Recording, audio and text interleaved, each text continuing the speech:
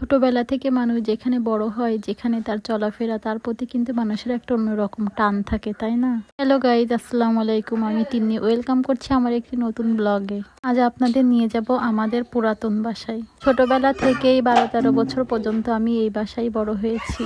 আমরা যে বাসাতে বর্তমানে থাকি ওটা বেশি দিন না, কিছুদিন আগেই করা। আর এই বাসাটা আমার বাবার প্রথম ইনকামের টাকা দিয়ে করছিল।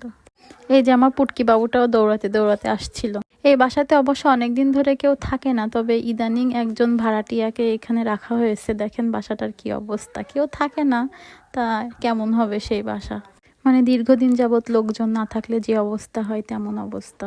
এই নতুন ভাড়াটি আসছিল বলে আমরা একটু তাদের সাথে দেখা করতে গেছিলাম, ভাবলাম একটু ভিডিওটাও শেয়ার করি আপনাদের সাথে। তো এই ঢোকার ভিতরে দেখলাম দুইটা বিড়াল ঝগড়া করছে। ওরা মনে হয় স্বামী স্ত্রী, না হলে তো এইভাবে ঝগড়া করে না। সে কিভাবে হাউ মাউ করে ঝগড়া করছিল, এটা দেখে বেশ মজাই লাগছিল। আমি এদের যতই তাড়াইতে যাচ্ছি এরা যাচ্ছেই না, এরা সেইভাবে একদমে ঝগড়া করেই যাচ্ছে। এই যে আশেপাশে যে ফুল গাছ লাগানো, এগুলো কিন্তু আমার হাতে লাগানো ছিল, আমার আর আমার দাদুর হাতে সমস্ত ফুল গাছ। তো এই যে আমরা ঘরের ভিতরে এন্ট্রি নিচ্ছি। এখন এগুলো দেখলে খুবই খারাপ লাগে। যখন আমরা ছিলাম তখন কত সুন্দর ছিল, কত গোছ গাছ, কত গোছানো ছিল। এখন সব কেমন হয়ে গেছে। মানে অযত্নে থাকলে যেমন হয়, যে একটা জিনিসে যত্নে থাকলে যেমন সুন্দর থাকে, অযত্নে থাকলে কিন্তু আরো খারাপ হয়ে যায়। এটা হচ্ছে আমাদের দোতলা রুম। এখানে আব্বু মানে যত ধরনের নারকেল সুপারি হয় আমাদের এই বাগানে, সমস্ত কিছু এখানেই রাখে।